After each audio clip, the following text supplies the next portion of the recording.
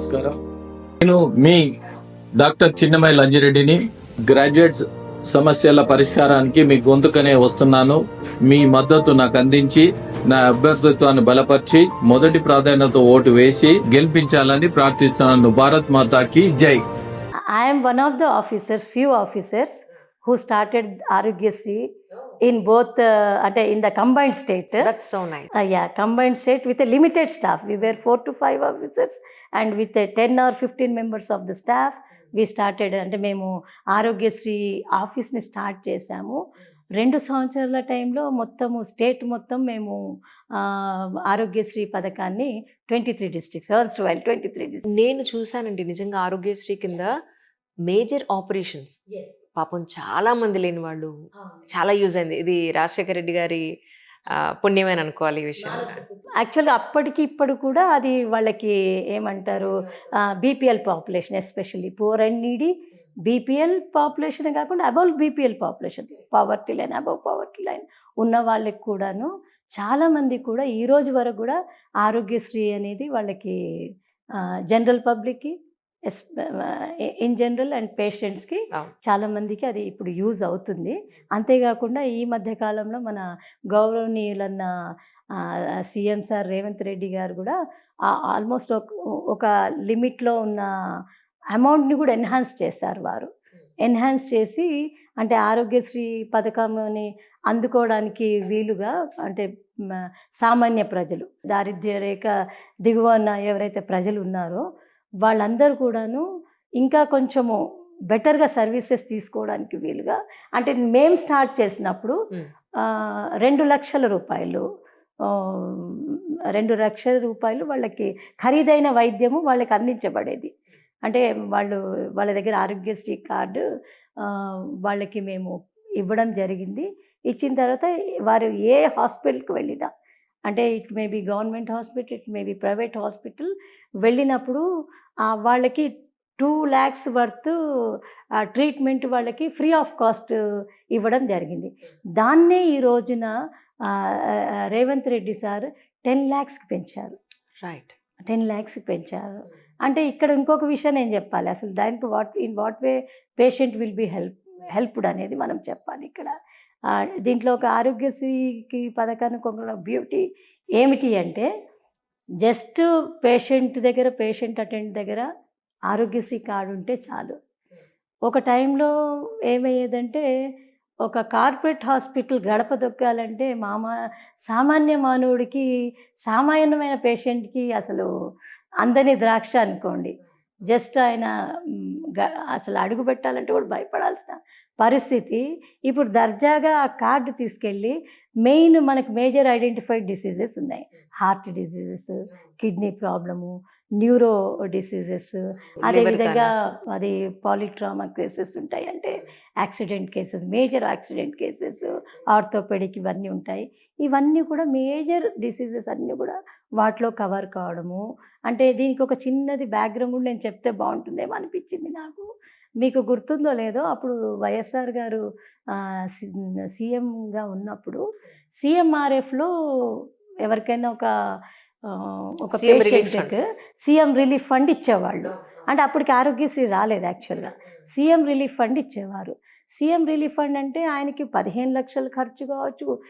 మీకు గుర్తుందో లేదో, అపోలో హాస్పిటల్ లాంటిదో, ఇంకొక అది కేర్ హాస్పిటల్ లాంటి దాంట్లో ఒక ఏమిటంటారు, కిడ్నీ ట్రాన్స్ప్లాంటో లేకపోతే ఇంకో అలాంటివి ఏమైనా కొన్ని బైపాస్ సర్జరీ, హార్ట్ సర్జరీ జరిగిన ఇలాంటి కేసెస్లో it use to range from 10 lakhs to 15 lakhs, 15 to 20 lakhs వరకు కూడా వెళ్ళిపోయింది.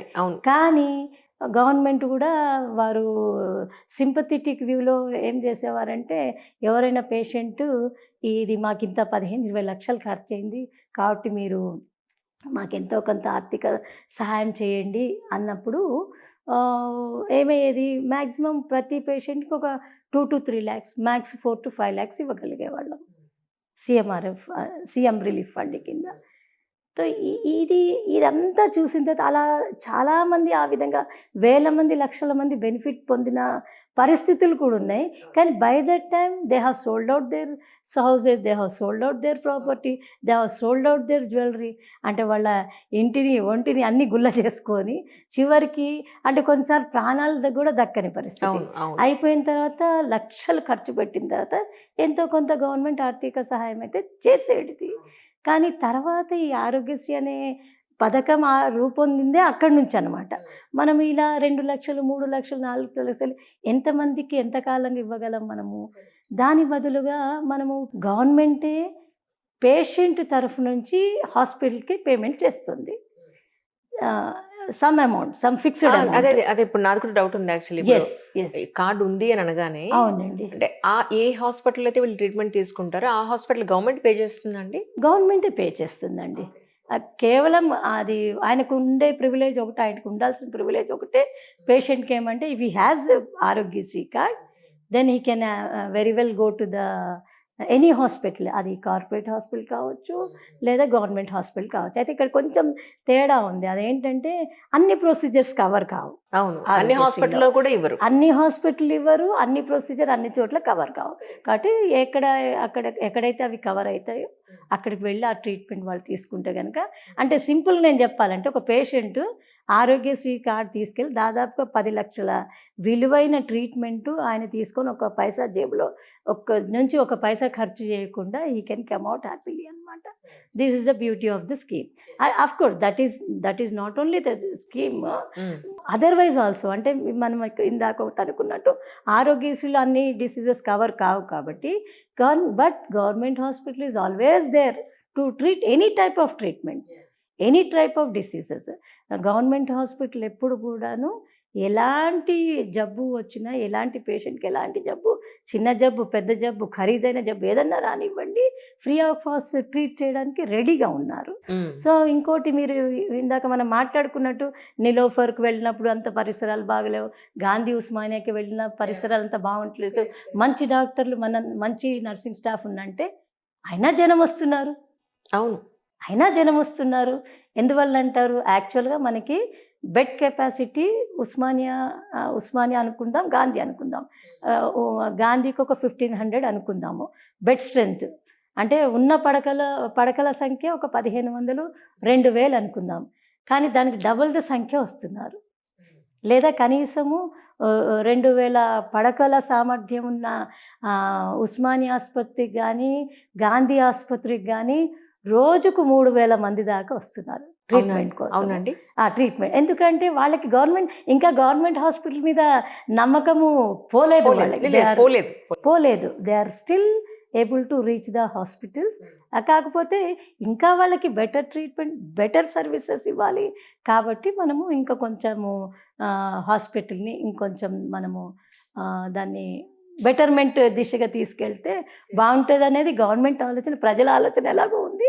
దానికి సపోర్ట్ చేస్తూ government is working on those lines.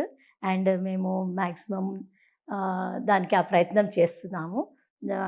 అంటే ఇక్కడ ఒక మాట ఏం చెప్పాలంటే, ప్రైవేట్ హాస్పిటల్కి ధీటుగా మన గవర్నమెంట్ హాస్పిటల్ ఉండాలనే దిశగానే ఇప్పుడు గవర్నమెంట్ గట్టిగా నిర్ణయించుకొని ప్రయత్నాలు ప్రారంభించింది. త్వరలో మీరు ఆ రిజల్ట్స్ కూడా చూస్తారు.